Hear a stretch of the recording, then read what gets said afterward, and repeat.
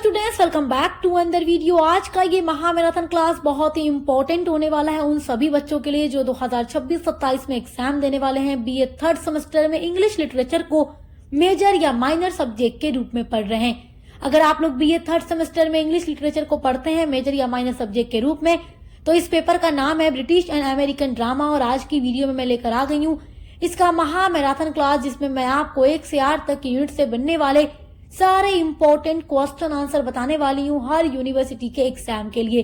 आप चाहे किसी भी यूनिवर्सिटी से पढ़ाई करते हो, आपने अभी तक कुछ भी पढ़ा नहीं है, कोई भी क्वेश्चन तैयार नहीं किया है, तो मात्र ये वीडियो आपके काम आने वाली है। इस वीडियो से आप अपनी पूरी तैयारी कर सकते हैं। और साथ ही साथ देखिए, एक बात मैं और आपसे कहना चाहूंगी कि इंग्लिश लिटरेचर की जो टोटल 8 यूनिट्स है उनको हमने पढ़ा दिया और इसके अलावा हर एक सब्जेक्ट को पढ़ा दिया है। तो हर एक सब्जेक्ट की तैयारी करने के लिए चैनल पर विजिट जरूर कीजिएगा। चलिए आज का ये वीडियो स्टार्ट करते हैं। तो देखिए, आपका पहला इंपॉर्टेंट क्वेश्चन है, व्हाट इज ड्रामा। ड्रामा क्या है, ये आपके लिए बहुत इंपॉर्टेंट है क्योंकि आपके पेपर का ही टाइटल है ब्रिटिश एंड अमेरिकन ड्रामा। तो ड्रामा क्या है इसके बारे में तो आपको अच्छे से जानना होगा। और देखिए, आपकी जो टोटल 8 यूनिट्स हैं वो तो हम पढ़ा ही चुके हैं। तो आपने 8 यूनिट्स पढ़ी होगी तो आपको चीज़ें और अच्छे से समझ आएंगी, क्योंकि ये जो क्लास है आज का बहुत ही इम्पोर्टेंट है आपके लिए, आपके एग्जाम के लिए। सारे इम्पोर्टेंट क्वेश्चंस टोटल 8 यूनिट से बनने वाले इस वीडियो में मैंने रखे हैं, जो हर बार एग्जाम में रिपीट होते हैं। व्हाट इज ड्रामा, सबसे पहला क्वेश्चन ये आपका हो सकता है, क्योंकि ड्रामा क्या है ये आपसे ज़रूर पूछेगा। और देखिए, एक पेपर जो मैंने अपलोड किया अभी जल्द ही, आप उसमें देखेंगे तो पहला क्वेश्चन ड्रामा ही पूछा गया है। तो ड्रामा क्या है देखते हैं। ड्रामा इन इंग्लिश लिटरेचर, आप इस तरीके से भी लिख सकते हो, ड्रामा इज ए फॉर्म। आप ये काट सकते हो, ठीक है, इन इंग्लिश लिटरेचर ये काट सकते हो क्योंकि ड्रामा तो ड्रामा है। तो drama in English literature is a form of writing. देखो, ड्रामा जो है एक फॉर्म है, एक रूप है राइटिंग का, मीन टू बी परफॉर्म्ड, जिसका मतलब है परफॉर्म करना ऑन स्टेज, स्टेज पर। इट टेल्स अ स्टोरी, ये एक स्टोरी को टेल करता है थ्रू कैरेक्टर्स, कैरेक्टर्स के थ्रू, डायलॉग के थ्रू एंड एक्शन के थ्रू। क्योंकि देखो, जब भी आप कोई भी ड्रामा पढ़ते हो या स्टेज पर परफॉर्म किया हुआ ड्रामा देखते हो, तो देखो कोई भी राइटर जब ड्रामा लिखता है उसका पर्पस ही होता है स्टेज पर परफॉर्म करना, जिसमें बहुत सारे कैरेक्टर्स होते हैं और हर कैरेक्टर कोई ना कोई डायलॉग बोलता है, कोई ना कोई एक्शन करता है। ड्रामा शोज ह्यूमन इमोशंस, जो ड्रामा है वो इंसानों के इमोशंस को दिखाते हैं और हर ड्रामे से हमें कोई ना कोई मोरल लेसन भी मिलता है। कॉन्फ्लिक्ट होता है, इसमें संघर्ष होता है, सिचुएशन होती है, and is written to be acted not just read. ये केवल पढ़ने के लिए नहीं होता, ये स्टेज पर एक्ट करने के लिए, परफॉर्म करने के लिए भी होता है।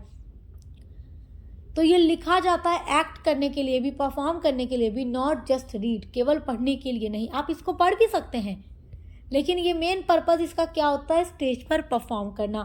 आपका नेक्स्ट वेरी इंपॉर्टेंट क्वेश्चन है, define tragedy and its types with example. Tragedy को डिफाइन कीजिए, what is tragedy and it's type, और इसके टाइप्स क्या हैं, एग्जाम्पल के साथ लिखिए। जब मैंने आप लोगों की पूरी यूनिट्स पढ़ाई है, यूनिट नंबर 1 में आपको हर तरीके के ड्रामा के बारे में पढ़ना है, और पूरा ड्रामा जब मैंने आप लोगों को पढ़ाया है तो सारी चीज़ें एकदम डिटेल में आप लोगों को समझाई है कि कितने तरीके का ड्रामा है, क्या क्या उसको कहते हैं, उसके क्या क्या एग्जाम्पल्स हैं। चलिए देखते हैं। ये क्वेश्चन आपके लिए बहुत इंपॉर्टेंट है। Tragedy is a type of drama. Tragedy एक तरीके का ड्रामा होता है इन विच, जिसमें the story is serious, story काफ़ी सीरियस होती है एंड सैड होती है। It shows the suffering of the main character. जो ट्रेजेडी है, शोज यानी दिखाती है, द सफरिंग यानी कष्ट या दर्द को, of the main character, main character के, ऑफन मतलब प्राय, leading to a tragic ending, इसमें ट्रेजिक एंडिंग होती है, लाइक डेथ और ग्रेट लॉस। इसमें डेथ हो सकती है, यानी मेन जो हीरो हीरोइन होते हैं उनकी डेथ हो जाती है या उनका कोई बहुत बड़ा नुकसान हो जाता है। तो आप लोगों को मैंने जितनी भी ट्रेजेडी पढ़ाई है, चाहे देखो विलियम शेक्सपियर की ट्रेजेडीज जब भी आप पढ़ेंगे तो मेन हीरो का डाउनफॉल होता है, उसके कैरेक्टर का पतन होता है और साथ ही साथ वो मर जाता है। जैसे आप लोगों ने ओथेलो पढ़ा, विलियम शेक्सपियर का ड्रामा है, इनका ही ड्रामा आपने मैकबेथ पढ़ा, किंग लियर पढ़ा, हैमलेट पढ़ा, तो ये सब एक ट्रेजेडी ड्रामा है। चलो अब देखो ये एक ऐसी ट्रेजेडी का मतलब होता है ऐसा ड्रामा जिसमें स्टोरी सीरियस होगी, सैड होगी और एंड में मर जाएंगे और कोई बहुत बड़ा लॉस हो जाएगा। मेन कैरेक्टर के साथ ही होता है ये सब कुछ, क्योंकि देखो जब हीरो के साथ या हीरोइन के साथ कुछ गलत होता है और वो मर जाते हैं तो पूरे जो ऑडियंस होते हैं वो उदास हो जाते हैं। अगर विलेन मर जाए और हीरो जीत जाए तो आप तो खुशी होंगे ना, हर ऑडियंस खुश हो जाएगा, भाई चलो अच्छा हुआ, हमारा हीरो हमारी हीरोइन जीत गई, विलेन हार गया। तो ये एक ऐसा ड्रामा होता है जिसमें मेन हीरो हीरोइन ही कुछ बहुत बड़ा लॉस कर देते हैं, इनके कैरेक्टर्स का डाउनफॉल हो जाता है या ये मर जाते हैं, किसी को मार देते हैं, मर भी जाते हैं। तो चलिए अब इसके कुछ टाइप्स को देख लेते हैं जो एग्जाम के लिए वेरी वेरी इंपॉर्टेंट है। फर्स्ट टाइप आप देखेंगे classical tragedy based on Greek rules and fate, जो कि ग्रीक रूल्स और फेट पर बेस्ड होता है। और ये जो ट्रेजेडी वर्ड आप देख रहे हैं ड्रामा का, ये सबसे पहले लिटरेचर में आया कहाँ से है? ग्रीक से ही आया है। ये ग्रीक का ही गिफ्ट है लिटरेचर में।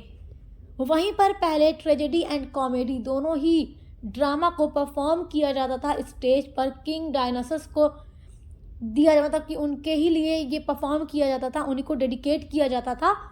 तो क्लासिकल ट्रेजेडी जो कि ग्रीक रूल्स और फेट पर बेस्ड होती है, जैसे आप लोग पढ़ेंगे ओडिपस रेक्स बाय सोफोक्लीज।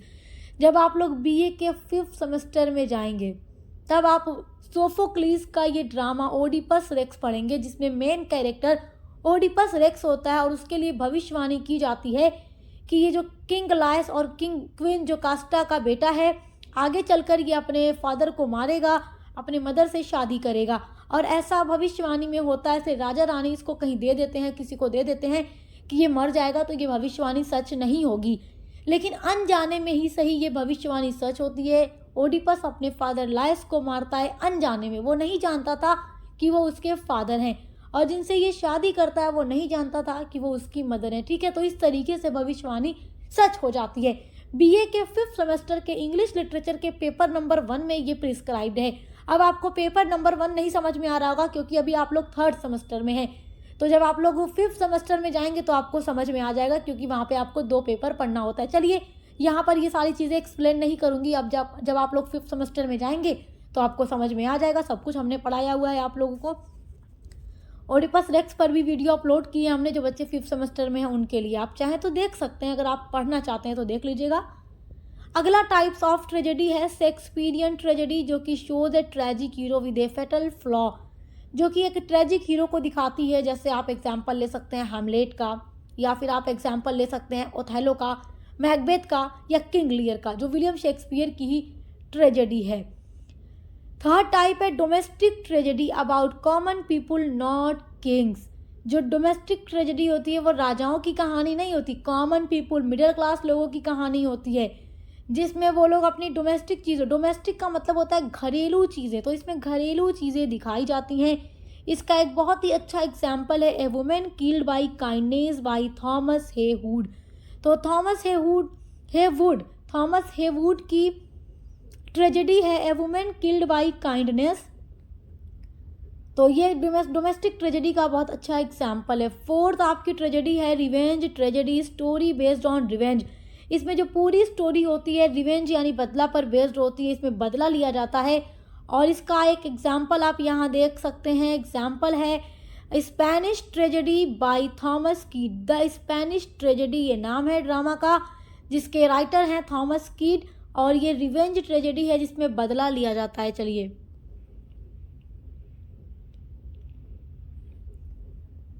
पांचवा टाइप है मॉडर्न ट्रेजेडी, जिसमें shows problem of modern life, जिसमें मॉडर्न लाइफ की, आधुनिक जीवन की समस्याओं को दिखाया जाता है, जिसका बहुत अच्छा एग्जाम्पल है आर्थर मिलर की tragedy death of a salesman.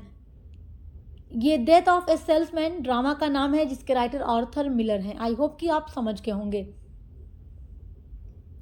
Question रट करके जाना है, वेरी इंपॉर्टेंट है। चलिए अब देखते हैं what do you understand by ट्रेजी comedy. सब कुछ तो वैसे आपका पढ़ा हुआ है, कोई भी चीज़ यहाँ आप नई देख रहे हैं, बस आप यहाँ पे ये देख रहे हैं कि आपके सिलेबस में जो कुछ भी आपने पढ़ा है वहाँ से क्या क्या इम्पोर्टेंट है। तो इस वीडियो में सब कुछ मैंने वही रखा है जो इम्पोर्टेंट है, वेरी वेरी इम्पोर्टेंट है।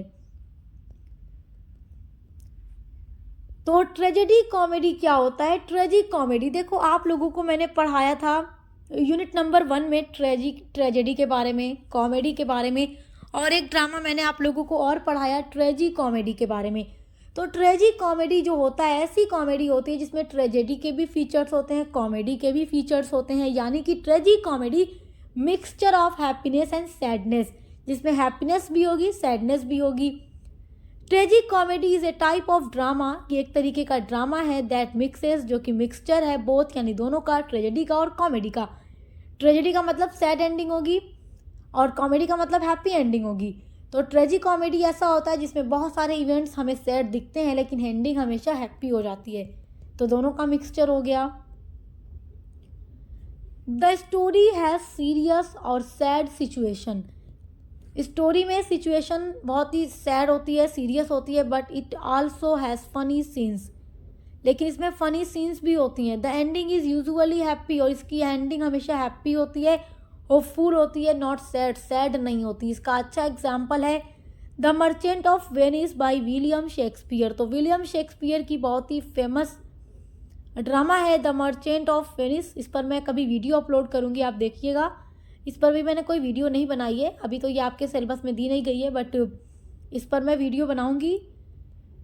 तो ये विलियम शेक्सपियर का बहुत ही अच्छा ड्रामा है, ट्रेजिक कॉमेडी है ये, ठीक है। ये मतलब इसमें सैड भी आप इवेंट्स देखेंगे, दुख वाला भी इवेंट्स देखेंगे, मतलब जिसको देखकर आप उदास भी होंगे, आप हंसी मजाक वाला भी सीन देखेंगे, और एंडिंग हमेशा हैप्पी वाली ही देखेंगे।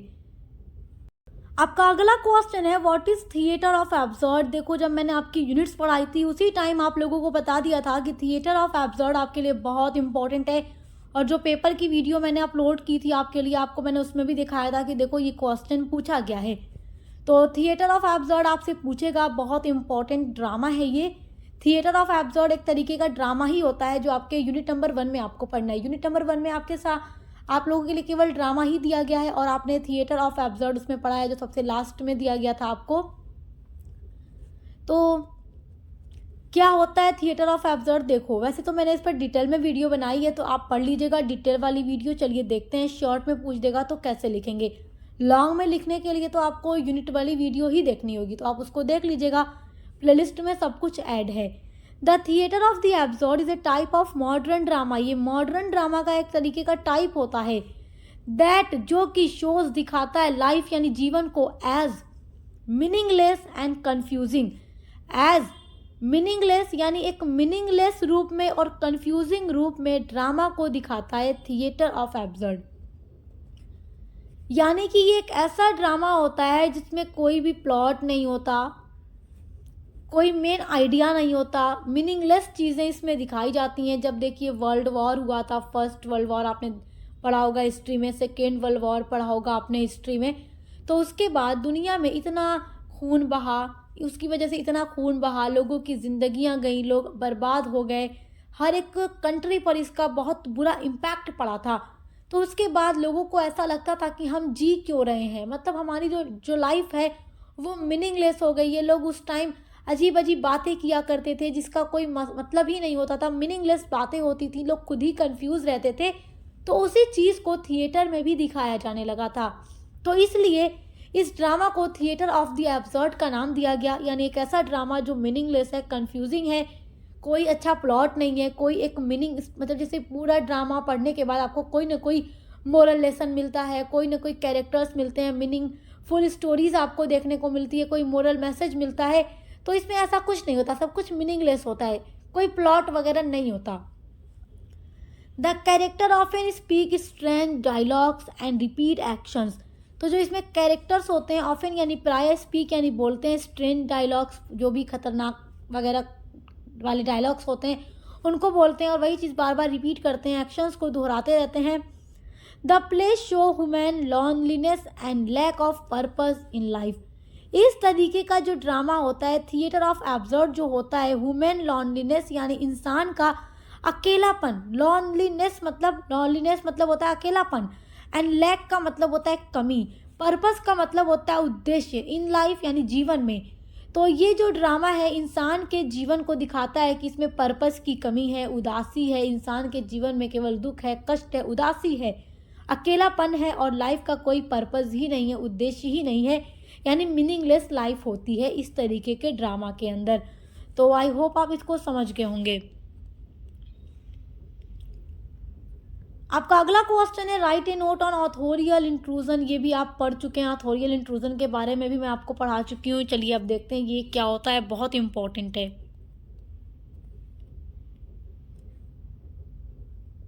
ऑथोरियल intrusion is a literary technique. ये एक लिटरेरी यानी साहित्यिक टेक्निक मतलब तकनीक होती है, इन विच, जिसका मतलब है जिसमें द ऑथर, जो लेखक है, जो ड्रामा लिख रहा है या जो स्टोरी लिख रहा है या जो नॉवेल लिख रहा है, सडनली मतलब अचानक, interrupts the story to give personal comments, opinions और एक्सप्लेनेशंस। तो देखो, ऑथोरियल इंट्रूजन का मतलब होता है एक ऐसी लिटरेरी टेक्निक जिसमें ऑथर सडनली अचानक पर्सनल कोई भी पर्सनल कमेंट देता है, कोई ओपिनियन देता है, कोई एक्सप्लेनेशन देता है, एकदम डायरेक्ट किसको देता है? अपने रीडर को। Instead of staying hidden, instead मतलब होता है बजाय, तो इंस्टीड ऑफ स्टेइंग हिडन यानी कि कोई भी आप जब स्टोरी पढ़ रहे हैं, नॉवेल पढ़ रहे हैं, तो उसमें आपको लगेगा कि जो लिखने वाला राइटर है वो छुपा हुआ है और छुप करके बातें कर रहा है, ठीक है। तो ऑथोरियल इंट्रूजन एक ऐसी लिटरेरी टेक्निक होती है जिसका यूज़ राइटर तब करता है जब वो डायरेक्ट कोई भी बात अपने रीडर से कहना चाहता है बिना किसी रुकावट के, मतलब एकदम डायरेक्ट रेफरेंस देता है वो अपने रीडर के साथ जुड़कर, मतलब पढ़ने वाले को लगेगा कि राइटर डायरेक्टली हमसे कुछ कह रहा है। The writer speaks directly to the reader, जो राइटर होता है वो स्पीक यानी बात करता है डायरेक्ट, एकदम प्रत्यक्ष रूप से रीडर के साथ। This can guide the reader, explain ideas और share judgement about characters and events in the story. तो ये चीज़ गाइड कर सकती है रीडर को और एक्सप्लेन आइडियाज़ को एक्सप्लेन करते हैं, जजमेंट को शेयर करते हैं अबाउट द कैरेक्टर्स के बारे में, और जो स्टोरी के अंदर इवेंट्स होते हैं उनके बारे में रीडर को काफ़ी अच्छे से समझ आ जाता है। अगला इंपॉर्टेंट क्वेश्चन है डिफाइन पोइटिक ड्रामा। पोइटिक क्या होता है? पोइट्री आप पढ़ते हैं कविता के रूप में, जो एक कविता होती है, लेकिन जब आप ड्रामा पढ़ते हो, नॉवेल पढ़ते हो, तो वो पोइट्री के फॉर्म में नहीं होता। लेकिन कुछ ड्रामाज ऐसे होते हैं जिनको पोइटिक फॉर्म में यानी काव्य रूप में लिखा जा सकता है, और लिखा भी गया है बहुत सारे राइटर्स के थ्रू। तो वही होता है पोइटिक ड्रामा, जिसको हम कहेंगे ये तो ड्रामा ही है, पूरा ड्रामा ही होता है लेकिन पोइटिक फॉर्म में लिखा जाता है। That is called poetic drama. Poetic drama is a type of drama written mainly in words of और पोइट्री इंस्टीड ऑफ प्रोज, यानी कि प्रोज, इंस्टीड का मतलब होता है बजाय, इंस्टीड ऑफ प्रोज यानी प्रोज के बजाय ये वर्ड्स या पोइट्री यानी काव्य की कविता के रूप में लिखा जाने वाला ड्रामा होता है। The language is musical and imaginative, expressing deep emotions and ideas. इसकी जो लैंग्वेज यानी भाषा होती है वो म्यूजिकल होती है, इमेजिनेटिव होती है, एक्सप्रेशन देने वाली होती है, जो डीप इमोशंस को देती है और बहुत सारे डीप आइडियाज़ अपने रीडर को देती है। It combines poetry with dramatic action to create a rich artistic effect. It combine poetry with dramatic action, ये कंबाइन होती है, कविता का रूप भी होता है और ये एक ड्रामेटिक एक्शन भी इसमें हमें देखने को मिलता है, मतलब ये एक तरीके का ड्रामा ही पोएट्री की फॉर्म में होता है। टू क्रिएट, जो क्रिएट करता है ए रिच आर्टिस्टिक इफेक्ट। तो इसका बहुत ही अच्छा एग्जाम्पल आप देखेंगे, अपने ही सिलेबस में दी गई पोएम है murder in the cathedral by T S. Eliot. तो टी.एस. इलियट ने जो ड्रामा लिखा है मर्डर इन द कैथेड्रल, ये मैं पढ़ा चुकी हूँ और इससे रिलेटेड जितना भी इम्पॉर्टेंट क्वेश्चन आंसर है सब चैनल पे अपलोड कर चुकी हूँ। तो ये एक तरीके का पोइटिक ड्रामा है जो कि पोइट्री फॉर्म में यानी पोइटिक फॉर्म में लिखा गया है। आपका अगला इम्पॉर्टेंट क्वेश्चन है डिफाइन फ्लैशबैक। फ्लैशबैक के बारे में मैं आप लोगों को पढ़ा चुकी हूँ, सारी चीज़ें आपके सिलेबस में दी गई हैं। फ्लैशबैक का मतलब होता है, देखो जब स्टोरी पास्ट में चली जाती है, आपको जब मैंने यूनिट्स पढ़ाई थी तो डिटेल में एक्सप्लेन किया था कि फ्लैशबैक क्या होता है। देखो आप जब कोई मूवी देखते हो, यहाँ पर एक मूवी का एग्जांपल दे देती हूँ। जब आप लोग मूवी देखते हो, मूवी देखते देखते आपको समझ नहीं आता क्या हो रहा है और अचानक स्टोरी पास्ट में चली जाती है, मतलब कोई भी हीरो या हीरोइन या कोई भी जितने भी कैरेक्टर होते हैं मूवी के अंदर, उसमें से कोई भी पास्ट की चीज़ों को सोचने लगता है, पास्ट में जाकर सोचता है कि आज जो कुछ भी मेरे साथ हो रहा है तो पहले ऐसे ऐसे हुआ था तो वो पास्ट की स्टोरी आकर के फिर प्रेजेंट से जुड़ जाती है और फिर आप देखते देखते समझ जाते हैं अच्छा इसके साथ पास्ट में ऐसा हुआ था, तब आपको समझ आता है। तो मतलब पहले स्टोरी जो दिख रही है समझ नहीं आती, लेकिन जब फ्लैशबैक में चीज़ें चली जाती हैं तो फिर हमें पास्ट को समझना ईजी हो जा तो पास्ट को समझने के बाद प्रेजेंट को समझना ईजी हो जाता है। तो वही फ्लैशबैक है। तो ऐसा राइटर्स भी करते हैं अपने वर्क के अंदर, जब भी कोई वर्क लिखते हैं। Flashback in drama is a seen that shows events from the past. जो फ्लैशबैक होता है वो ड्रामा में सीन को दिखाता है, दैट शोज जो कि दिखती हैं इवेंट, ऐसे इवेंट्स को दिखाता है फ्रॉम द पास्ट के। तो फ्लैशबैक होता है एक सीन होता है जो कि पास्ट के इवेंट को दिखाता है। ये हेल्प करता है the audience understand the characters history reasons for their actions और इम्पोर्टेंट पास्ट इवेंट्स। तो जो फ्लैशबैक होता है वो मदद करता है ऑडियंस की। अब ऑडियंस कौन होगा? हम ही तो होंगे ना। आप देख रहे हैं, मैं देख रही हूँ, ड्रामा देख रही हूँ, तो हम जो कुछ भी हो रहा है हीरो की लाइफ में, हीरोइन की लाइफ में, तो हम समझ नहीं पा रहे हैं क्यों आखिर ऐसा हो रहा है, इसके पीछे जो भी एक्शन कर रहा है, जो भी काम कर रहा है, इसके पीछे की रीज़न क्या हो सकती है, तो हमें समझ नहीं आ पाता। लेकिन जब वो अपने पास्ट को एक बार सोचते हैं और सारा पास्ट फ्लैशबैक की तरह हमें दिख जाता है, तब हम उस चीज़ को प्रेजेंट से जोड़कर समझ जाते हैं कि हाँ अच्छा जो भी आज हो रहा है तो पहले ऐसा हुआ था। ठीक है, तो ये ऑडियंस की मदद करता है कैरेक्टर्स की हिस्ट्री को समझने में, उसकी रीज़न को समझने में कि क्यों ये ऐसा एक्शन कर रहा है, और जो कुछ भी इम्पॉर्टेंट पास्ट के इवेंट होते हैं उनके बारे में समझने में फ्लैशबैक से मदद मिलती है। Flashback break the normal timeline to give more information about the story. तो ये एक ब्रेक होता है नॉर्मल टाइमलाइन में, और ये बहुत सारी इम्पॉर्टेंट इन्फॉर्मेशन कहानी के बारे में दे देता है। तो वही फ्लैशबैक है।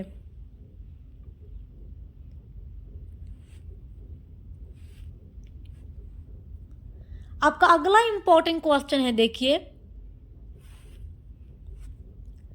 Write a note on 3 unities. 3 unities के बारे में लिखिए।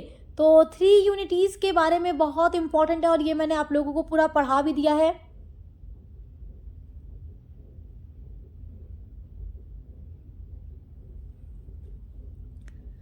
तो आप लोगों ने पूरा पढ़ा हुआ है कि यूनिटीज के बारे में। जो ड्रामा की 3 यूनिटीज हैं, ये एरिस्टोटल ने अपनी बहुत ही फेमस बुक पोएटिक्स में इसके बारे में डिफाइन किया है।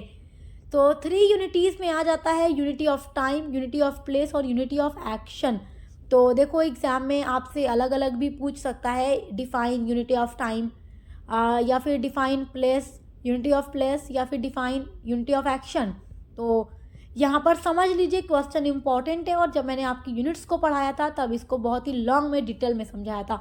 वहाँ मैंने आपको और लॉन्ग नोट्स दिया है, तो आप देख लीजिएगा। नोट्स बनाकर वीडियो में इसीलिए पढ़ाती हूँ ताकि वो नोट्स देखकर आपको एक आइडिया लगे कि आपको पढ़ना कैसे एग्जाम के लिए। Unity of time place and action is a rule, एक रूल है इन क्लासिकल ड्रामा में, दैट मेक्स, जो कि बनाता है द स्टोरी, कहानी को क्लियर और सिंपल, बहुत ही क्लियर बनाता है और सिंपल बनाता है, जो कि रीडर को समझने में आसानी होती है। यूनिटी ऑफ टाइम को देखेंगे, the events of the play should happen in 1 day. तो एरिस्टोटल का मानना है कि जो भी इवेंट होते हैं, जो भी घटनाएं होती हैं किसी भी ड्रामा के अंदर, शुड मतलब होनी चाहिए, हैपन घटित, इन 1 डे, एक दिन में। अब जैसे कोई कहानी लिखी जा रही है, जैसे आपको एक मूवी का एग्जांपल दे रही हूँ, बच्चे मूवी के एग्जांपल से काफ़ी जल्दी समझेंगे, है ना। तो मूवी का एग्जांपल देके बता रही हूँ। जैसे देखो, आप कोई मूवी देख रहे हो, मूवी की जो टाइम है बहुत कई घंटों की है, मतलब कि कई सालों की कहानी दिखाई जा रही है, एकदम देखने वाला कंफ्यूज हो जा रहा है, और एकदम जल्दी से सब कुछ दिखा दे, क्लियर हो जाए, समझ में आ जाए 1-2 दिन के अंदर, तो आप समझ जाओगे ना कहानी को। तो वही कहने का मतलब है कि यूनिटी ऑफ टाइम का मतलब टाइम कम हो, 1-2 दिन के अंदर ही पूरी स्टोरी परफॉर्म कर देनी चाहिए, पूरा ड्रामा परफॉर्म कर देना चाहिए, ताकि रीडर को समझने में आसानी रहे। यूनिटी ऑफ प्लेस का मतलब है the story should occur in a single location, एक सिंगल लोकेशन में स्टोरी को अकर करना चाहिए। अकर का मतलब होता है घटित होना। आप जैसे आप कोई मूवी देख रहे हैं, मूवी देखते देखते मूवी मुंबई में शूट हुई, फिर आपने 5 मिनट देखा, मूवी की सेटिंग दिल्ली में आ गई, कुछ दिन में देखा आपने हैदराबाद में चली गई, कुछ दिन में आपने देखा चेन्नई चली गई, कुछ दिन में आपने देखा ऊटी चली गई, फिर आप देखेंगे फ़ौरन लंदन चली गई। तो इस तरीके से सेटिंग हर 5 मिनट पर मूवी की बदलेगी, तो आप खुद कन्फ्यूज़ हो जाएंगे, अरे कितनी सेटिंग इसके अंदर है, हम तो बार बार कन्फ्यूज़ हो जा रहे हैं कि कौन सी जगह का है। तो वो इतनी इफेक्टिव नहीं होती। तो अरिस्टोटल का मानना है कि एक सिंगल लोकेशन में अगर पूरी स्टोरी को परफॉर्म किया जाए तो ऑडियंस को समझने में भी आसानी होती है। और अगर एक लोकेशन आपको नहीं समझ आ रहा, आप लोकेशन को ज़्यादा करना चाहते हो, तो आसपास का ही कोई एरिया होना चाहिए और एक दो लोकेशन ही होनी चाहिए, उससे ज़्यादा नहीं होनी चाहिए। यूनिटी ऑफ एक्शन का मतलब है the play should have one main story without unrelated सब प्लॉट्स। आप बहुत सारे ऐसे ड्रामास पढ़ते हैं जिसमें आप एक जो मेन प्लॉट होता है उसके अलावा छोटे छोटे सब प्लॉट्स भी देखते हैं। तो एरिस्टोटल का मानना है कि एक ही प्लॉट होना चाहिए, एक ही मेन स्टोरी होनी चाहिए, उसमें जोड़ के छोटी छोटी कोई भी कहानी नहीं जोड़नी चाहिए। एक ही मेन स्टोरी रखो, मगर अच्छी रखो, पढ़ने में अच्छी हो। चलो अब देखते हैं वेरिसिमिलिट्यूड के बारे में। आपका अगला इंपॉर्टेंट क्वेश्चन है व्हाट इज़ वेरिसिमिलिट्यूड। वेरिसिमिलिट्यूड के बारे में भी मैंने आपको पढ़ाया था, आपको याद होगा अच्छे से। तो ये वाला क्वेश्चन आपके एग्जाम के लिए वेरी वेरी इंपॉर्टेंट है। देखो एग्जाम में पूछ देता है वेरी शॉर्ट में वेरिसिमिलिट्यूड क्या है। और एक बात और आपसे कहना चाहूँगी, जो लॉन्ग आंसर टाइप क्वेश्चन होता है उसके लिए हम अलग वीडियो बनाते हैं, तो आप देख लीजिएगा। और आपके सिलेबस में जितना भी ड्रामा दिया गया है, चाहे वो ब्रिटिश ड्रामा हो या अमेरिकन ड्रामा हो, सभी को हमने पढ़ा दिया। और सभी से बनने वाले जो इंपॉर्टेंट क्वेश्चन आंसर हैं या फिर ऑब्जेक्टिव टाइप क्वेश्चन हैं, सभी के लिए अलग से हमने वीडियो आपके लिए अपलोड की है। तो आप ज़रूर देखिएगा ताकि आप लोग अपने हर टॉपिक को अच्छे से तैयार रखें। कोई भी क्वेश्चन आपका ऐसा नहीं होता, चाहे शॉर्ट हो या लॉन्ग, कोई भी टॉपिक ऐसा नहीं होता जो हम ना पढ़ाते हो। सब कुछ आपके लिए कंप्लीट कराते हैं ताकि आप लोग अच्छे से पढ़ाई कर सकें। वेरिसिमिलिट्यूड का मतलब आप समझ सकते हैं सत्यता यानी सच्चाई। देखो verisimilitude means the story, characters और इवेंट्स इन द प्ले और book seem real and believable. Verisimilitude का मतलब है कि कोई भी आप स्टोरी पढ़ रहे हैं, ड्रामा पढ़ रहे हैं, तो उसमें जो कैरेक्टर्स हों, जो भी उसमें इवेंट्स यानी घटनाएं हों, जो भी कुछ आप किताब में या अपने ड्रामा में पढ़ रहे हैं, उसमें उसकी जो कहानी है, उसमें जितने भी कैरेक्टर्स हैं, उसमें जो जो इवेंट हुआ है, सीम रियल, देखने में वो रियल असली में लगे और उस पर विश्वास किया जा सके, बिलीवेबल हो। इट मेक्स द ऑडियंस और reader feel that what is happening, चलिए देखिए, what is happening could actually happen in real life even if it is fictional. तो वेरिसिमिलिट्यूड एक ऐसा लिटरेरी डिवाइस होता है जिसका यूज़ राइटर तब करता है जब उसको अपने ऑडियंस या रीडर को ये दिखाना हो कि जो कुछ भी वो अपनी कहानी में पढ़ रहा है, अपने ड्रामा में पढ़ रहा है, वो सब कुछ रियल में भी हो सकता है, भले ही वो एक फिक्शनल स्टोरी हो। देखो हर ड्रामा या हर स्टोरी रियलिटी बेस्ड नहीं होती, कुछ फिक्शनल होती है। कुछ फिक्शनल का मतलब काल्पनिक होती है, जो राइटर कल्पना पर बेस्ड करके लिखता है, फिक्शनल हो। तो वेरिसिमिलिट्यूड एक ऐसा लिटरेरी डिवाइस होता है जिसका यूज़ राइटर जब स्टोरी के अंदर करता है, तो आप जब स्टोरी या ड्रामा को पढ़ते हैं तो पढ़कर आपको ऐसा लगता है सब कुछ रियल में है ऐसा, और ऐसा होता है या ऐसा हो सकता है। Even if it is fictional, भले ही वो कहानी काल्पनिक हो, सच्चाई ना हो, लेकिन दिखने में उसमें सत्यता हो, उस पर विश्वास किया जा सके, तो वही लिटरेरी डिवाइस वेरिसिमिलिट्यूड होता है। आपका अगला क्वेश्चन है what is the main theme of the play arms and the man. Arms and the man play का मेन थीम क्या है? आर्म्स एंड द मैन मैं पढ़ा चुकी हूँ, जॉर्ज बर्नार्ड शॉ का बहुत ही अच्छा प्ले है और एक बहुत अच्छा प्ले है। उसकी थीम को मैंने लॉन्ग में भी कराया है। यहाँ तो हम शॉर्ट आंसर टाइप क्वेश्चंस के पर्पज़ से इंपॉर्टेंट क्वेश्चंस को देख रहे हैं। हर क्वेश्चन को लॉन्ग में भी अपलोड किया है, जैसे जो थीम वगैरह है, थीम तो लॉन्ग में भी पूछता है, सेक्शन बी या सी में आ सकता है। तो कैसे लॉन्ग में लिखेंगे, अलग से वीडियो अपलोड है, देख लीजिएगा, हर एक ड्रामा के लिए अपलोड है। शॉर्ट में देखिए कैसे लिखेंगे।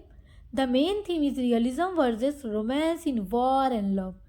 इसमें रियलिज्म, जो रियलिज्म है, रोमांस इन वार और लव, जो युद्ध और प्यार में रोमांस है, उसकी सच्चाई दिखाई गई है। Shaw shows, George Bernard Shaw shows यानी दिखाते हैं, दैट मतलब कि war is not heroic but practical. ये जो वॉर है ना, हीरोइक नहीं है, वो प्रैक्टिकल है। And love should be based on truth, और जो प्यार है शुड होना चाहिए, बी बेस्ड यानी बेस्ड होना चाहिए ऑन ट्रुथ, सच्चाई पर, नॉट फैंटेसीज। फैंटेसीज मतलब होता है ना कि कल्पनाओं पर आधारित नहीं होना चाहिए। जो प्यार है सच्चाई पर आधारित होना चाहिए। जैसे आप देखते हैं इसमें जो मेन हीरोइन रैना होती है, प्ले के स्टार्ट में आपने देखा उसकी सगाई हुई थी, एंगेजमेंट हुई थी किसके साथ? सर्जियस के साथ। लेकिन एंड में उसकी शादी किसके साथ होती है? सर्जियस के साथ नहीं होती। किसके साथ होती है? कैप्टन ब्लैंकली के साथ होती है। क्यों होती है? क्योंकि सर्जियस हीरो जैसा दिखता है प्ले के स्टार्ट में, बट वो हीरो होता नहीं है, वो दिखावे की चीज़ों पर ये विश्वास रखता है। और कैप्टन जो है, कैप्टन ब्लैंकली जो है, ये आइडियलिज्म सोचते हैं और एंड में रैना की शादी कैप्टन के साथ ही होती है। चलो देखो अगला क्वेश्चन है, why is Bluntschli called chocolate cream soldier? This is very important question. Bluntschli carries chocolate instead of weapon because he avoids unnecessary fighting. जो कैप्टन ब्लैंकली है उनको चॉकलेट क्रीम सोल्जर का नाम भी रैना पेटकॉफ ने ही दिया था, क्योंकि कैप्टन छुप करके उनके कमरे में घुस गया था और वो बताता है जब रैना को कि वो वीपन की जगह, गोला बारूद की जगह, इंस्टीड ऑफ मतलब होता है बजाय, इंस्टीड ऑफ वीपन का मतलब गोला बारूद और हथियार के बजाय वो चॉकलेट लेकर युद्ध के मैदान में जाते हैं। ही अवॉइड्स, क्योंकि वो अवॉइड करते हैं अननेसेसरी, जो अनावश्यक युद्ध है उसको। दिस निक नेम, ये जो निक नेम है चॉकलेट क्रीम सोल्जर, शोज दिखाता है that he is practical and clever. वो काफ़ी प्रैक्टिकल है और क्लेवर है, not a traditional heroic soldier. वो एक ट्रेडिशनल हीरोइक सोल्जर नहीं है, वो एक प्रैक्टिकल इंसान है जो प्रैक्टिकल तरीके से सोचता है और काफ़ी जीनियस इंसान है। अब और इससे काफ़ी रैना इम्प्रेस भी होती है और एंड में शादी रैना की कैप्टन के साथ ही होती है। अगला इंपॉर्टेंट क्वेश्चन है, हुज मैकबेथ?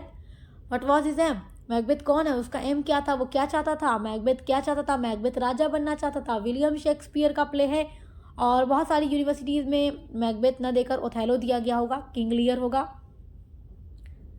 तो सभी पर हमने अलग अलग वीडियो बनाई है, देख लीजिएगा। जिस बच्चों का मैकबेथ है तो वो बच्चे इस क्वेश्चन को देख लेंगे। चलिए देख लीजिए। क्वेश्चन है मैकबेथ कौन है? तो Macbeth is a character. Macbeth एक कैरेक्टर है इन विलियम शेक्सपियर प्ले मैकबेथ। तो मैकबेथ प्ले का भी नाम है और उसमें जो कैरेक्टर है उसका नाम भी मैकबेथ है। ही इज़ ब्रेव, वह बहादुर है। स्कॉटिक जनरल, जो स्कॉटलैंड का जनरल है। हु बिकम्स एम्बिशियस ऑफ और पावर, तो चाहता है क्या? पावर चाहता है, बहुत ज़्यादा पावर चाहता है। हीज एम, अब उसका एम क्या है? Macbeth wants to become king, Macbeth बनना चाहता है राजा। इनकरेज्ड बाई विचेस प्रोफेशीज, जो प्रोफेशीज की गई थी 3 विचेस के थ्रू, यानी भविष्यवाणी जो की गई थी। मतलब जो भविष्यवाणी की गई थी मैकबेथ के लिए इन विचेस के थ्रू कि तुम राजा बनोगे आगे चलकर भविष्य में। तो अब जब ये जानता है कि मैं राजा बनूंगा तो मैं इंतज़ार क्यों करूं उस वक्त का, वो दिन मैं खुद ही ला लेता हूँ, राजा को मार देता हूँ। तो मैकबेथ ने राजा को मारने का फैसला कर लिया। एंड हीज वाइफ, उसकी वाइफ जो मैकबेथ थी, लेडी मैकबेथ, मैकबेथ की वाइफ का नाम लेडी मैकबेथ था। तो वो और उसका हस्बैंड मैकबेथ मिल करके क्या प्लान करते हैं? He plans to kill King Duncan to take the throne but this leads to guilt, चार्ल्स एंड हिज ट्रेजिक डाउनफॉल। तो वो किंग डंकन को मारने का फैसला करते हैं, उनको मार कर फेंक देते हैं, लेकिन आगे चलकर उन्हें गिल्ट होता है, पछताते हैं और उनका ट्रेजिक डाउनफॉल होता है। मैकबेथ को भी मार दिया जाता है, उसकी वाइफ लेडी मैकबेथ भी मर जाती है। अगला इंपॉर्टेंट क्वेश्चन आपका है, who is the heroine of the play she stoops to conquer and how does she behave to win Charles Marlow's love? She stoops to conquer drama Oliver Goldsmith का drama है जो मैं आप लोगों को पढ़ा चुकी हूँ, तो यहाँ से क्वेश्चन बनेगा। वैसे देखो हर ड्रामा पर अलग अलग से क्वेश्चन आंसर की वीडियो अपलोड है, लॉन्ग आंसर टाइप क्वेश्चंस देख लीजिएगा। Who is the heroine, heroine कौन है? She stoops to play, she stoops to conquer play की। एंड हाउ, वो कैसे जीतती है, वो क्या बिहेव करती है, वो कैसे व्यवहार करती है चार्ल्स मार्लो के प्यार को पाने के लिए या विन यानी जीतने के लिए। The heroine is Kate Hardcastle, heroine का नाम है Kate Hardcastle. She pretends to be barmaid and lowers her social status to make Charles Marlow. देखो चार्ल्स मार्लो जो है ना, वो जहाँ पर आया है, जिस घर में उसे आना है वो उसी घर में पहुँचा सही है, बट उसको घर नहीं मान रहा, उसको एक बार समझता है। और केट हार्डकास्टल को बार में काम करने वाली लड़की समझता है। क्यों समझता है? क्योंकि इसको केट के ही भाई ने थोड़ा घुमा दिया था कि इसी घर में रह जाओ, और इनका घर थोड़ा ओल्ड फैशन है, क्योंकि केट हार्डकास्टल के फादर ओल्ड फैशन वाले आदमी हैं, तो घर भी काफ़ी ओल्ड टाइप का बना रखे हैं। तो चार्ल्स मार्लो को लगता है कि मैं किसी बार में ठहरा हूँ। वो जानता है, केट हार्डकास्टल के पिता को जानता है कि मिस्टर हार्डकास्टल यहाँ के ऑनर हैं, तो वो गलती में था और ये एक हाई क्लास वुमेन के सामने बात करने में लड़खड़ाता था। तो ये बात जान जाती है केट, और केट सोचती है कि मिडिल क्लास लड़कियों के सामने अच्छे से बिहेव कर लेता है, तो वो एक बार मेड बनकर ही उसके सामने जाया करती थी। तो वो उसको जीतने के लिए मेड बन के उसके सामने जाती थी।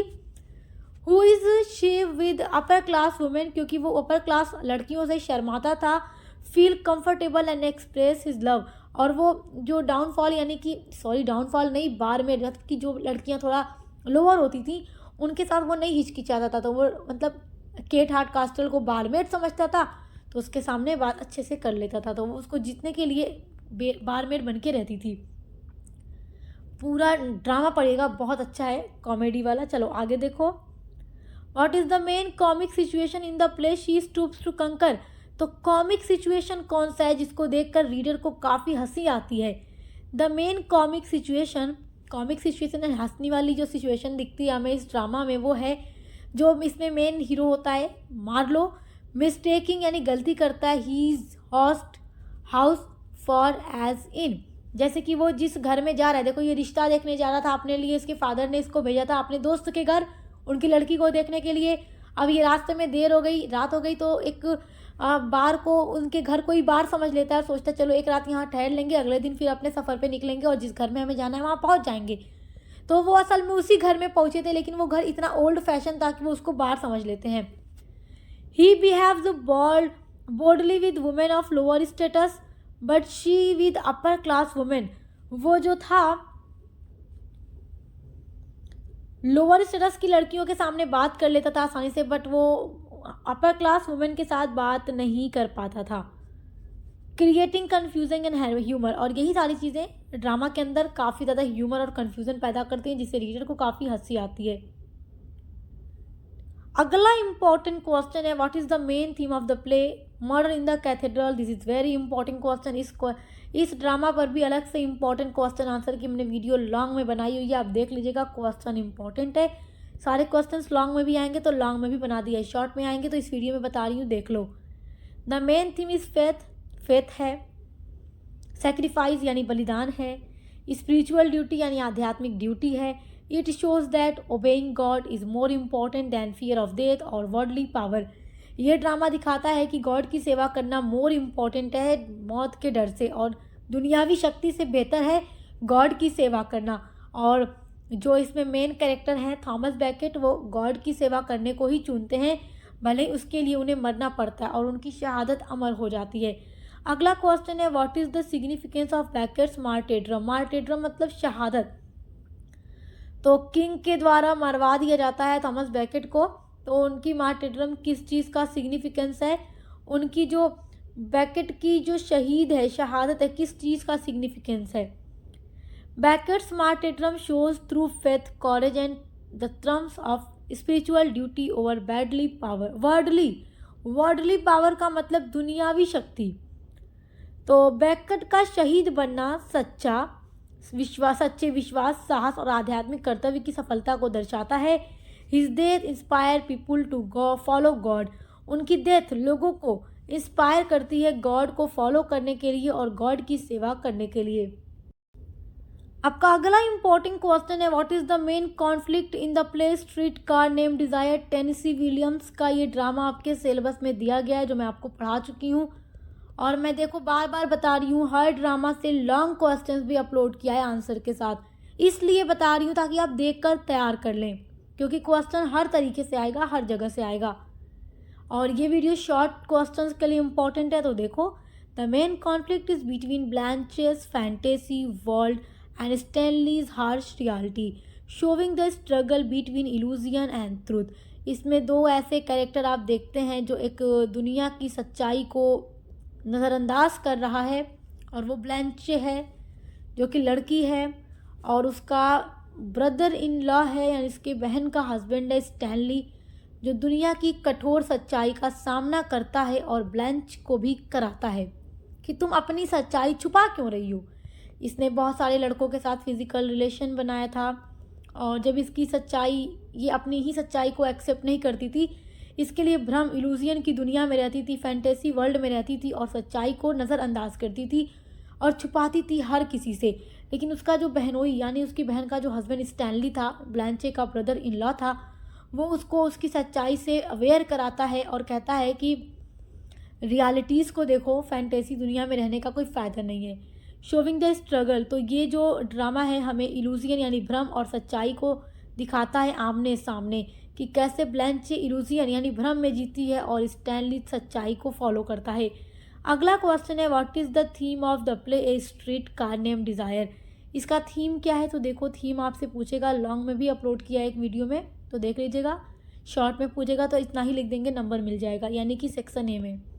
The main themes are desires, यानी स्ट्रीट कार नेम डिज़ायर की मेन थीम है, देखो डिज़ायर, इसकी मेन थीम है डिज़ायर यानी इच्छा, इल्यूजन वर्सेस रियलिटी, भ्रम और सच्चाई, अब एंड ह्यूमन फ्रैगिलिटी, और इंसान की देखो जो भी कमज़ोरी है उसको दिखाता है। It shows how dreams and desires can be destroyed by harshness of life. यह ड्रामा दिखाता है कि कैसे इंसान का जो ख्वाब और उसकी इच्छाएं हैं डिस्ट्रॉयड यानी कि नष्ट हो जाती हैं by the harshness of life. तो देखो, ये ड्रामा दिखाता है कि कैसे जीवन की जो हार्शनेस है वो कैसे इंसान के ख्वाब और इच्छाओं को बर्बाद कर देती है, नष्ट कर देती है।